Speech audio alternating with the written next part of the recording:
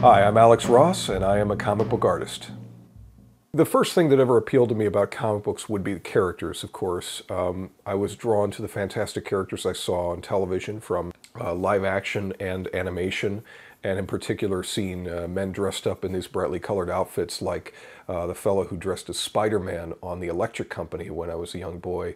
I'd never seen anything cooler in my life than this guy running around with the red and blue outfit, and you couldn't see his face at all, and he looks exactly like the comic book character.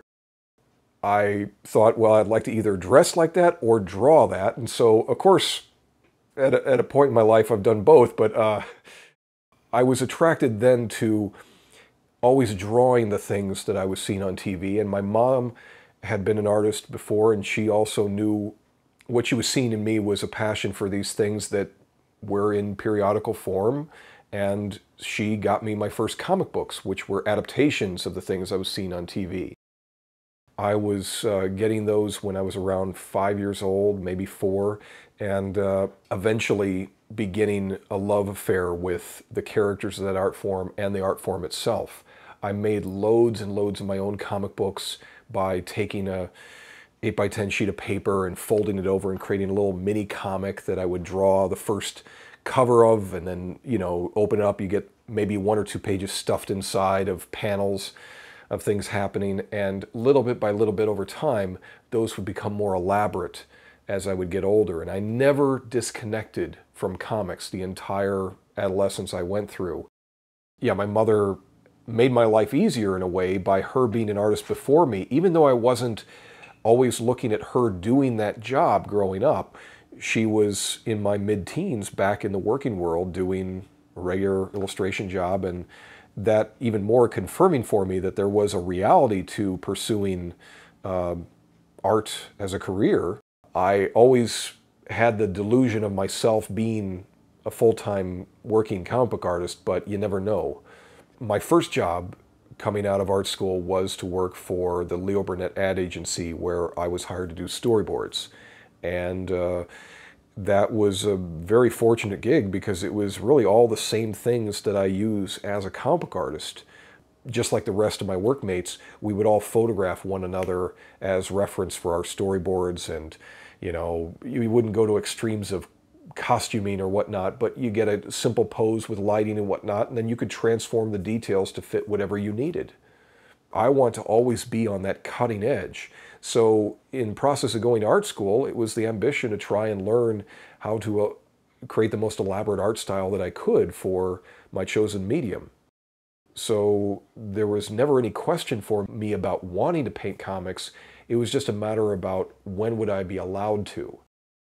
My first comics published work was doing a series based upon the Terminator franchise, and that was called Terminator: The Burning Earth. It was definitely a job that could have broken my spirit completely, because I was working the 8 hours at the ad agency, coming home, and then doing another 7 to 8 hours in the evening. I had gotten myself into a terrible commitment there because I thought, oh, I'm so fast, I could paint a portrait with a minimal background of a subject in oil painting class in art school. I could paint that in one afternoon. So I thought, well, if I can do that in just 3 hours, then I could easily do a whole comic page a day. It's a lot harder than that. Every comic page has multiple panels in it, and each panel can be its own little composition with so many elements and multiple figures, background details, action, things that are of all varying degrees of difficulty. And if you were hoping to reference those things, you need to have more time built into the process. So you're not going to easily knock through a page a day if you're going to do the kind of artwork that I was endeavoring to do. My breakthrough project, Marvels, was initially based upon the inspiration to simply create an anthology book that would feature painted artists like I am, back when I was just looking for a foot in the door and not knowing what kind of project you could create. I was hoping to have a platform to get other work. So I thought that I could be one of the various storytellers who's allowed to do stories set in whatever point of Marvel history. My inspiration came from the comic book that started the entire company, which was Marvel Comics #1 from 1939. I had always loved reading stories that featured the original Human Torch from the 40s, and this was the book that premiered that character as well as the Submariner. So I did a 12-page story that reinterpreted the Human Torch's origin, just to give them a sample of this is how it could look. And I pitched it to an editor at Marvel that had hired me to do a short story in one of their then anthologies, which was a science fiction one. He took my inspiration of wanting to work with the original Human Torch as sort of a history review, where all the stories would be kind of going through the history. But it didn't just come from us, it came from Marvel kind of rejecting the anthology format first and saying, you know what, you guys should create a cohesive structure with a single character who observes the growing Marvel Universe through the years, going from the 40s through the 60s and 70s. And that's when my writer, Kurt Busiek, really took over and really helmed this in a new direction. So it had everything that I wanted it to become, but it became a much better thing than what I had envisioned. I was very emboldened by how Marvel's was taking shape, that I felt as soon as it had started that this was going to be a comic book classic in the making. I had a very strong head on my shoulders about where I thought the art was and where I thought the story was. And since not all that was my concept, I wanted to craft a narrative that would be completely my vision, my great epic. As I envisioned it, I wanted to approach the DC characters, and I wanted to stick the person in the midst of that story as, instead of creating a character, as the photographer is in Marvel's, I wanted to make that character be based upon a very specific person. And in this case, I wanted to be my dad. Partly because I thought my dad's this great-looking guy with the white hair and beard who would be fantastic looking in a comic book. And he'd be unique because you wouldn't see a lot of characters like him. And I thought, well, why change his vocation? Why make him some guy who's tangentially related to these characters, but in fact make him completely unrelated to their world? It eventually was taking shape as something that would be a big superhero war that my father's character would be a witness to. And one of my friends had given me the idea of, why don't you set it in the future? You know, that way you could write whatever the heck you want with these characters. You can make some of them older and do this, that, and the other. And that just opened up the floodgates of imagination for the various things of what it could be. Kingdom Come was developed as a reaction to a very violent time in comics, and saying that, in a way, this was going to have to all come to a full boil. It was designed to be a parable for the times we lived in, for what was happening in comics publishing, effectively. That it was a world where there were too many superheroes, where superheroes had almost become a percentage of the population, but that their strong superhuman prowess was ultimately going to have to collide with humanity to a devastating end. It seemed to speak to what was occurring that everybody could identify with as comics readers.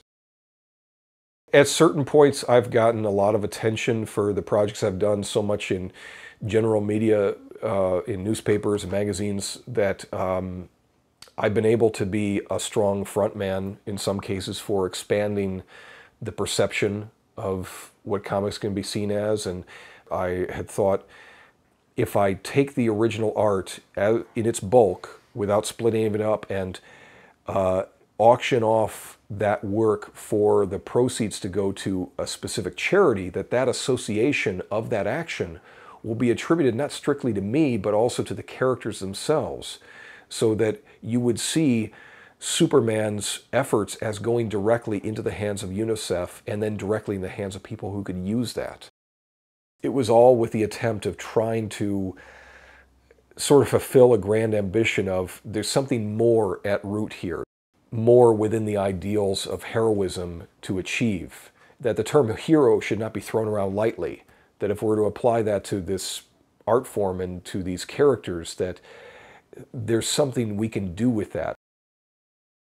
I have interests to want to speak to social issues and to try and seem more contemporary, but I'm still so drawn to the magic and physicality of superhero construction and superhero design and rendering things that are more fantastic, because when you have a realistic art style like mine and then use it, say, like Rockwell did, to render realistic scenes and people, for me that feels like something that I'm not bringing you something that is that extra X factor. I need to take it somewhere else.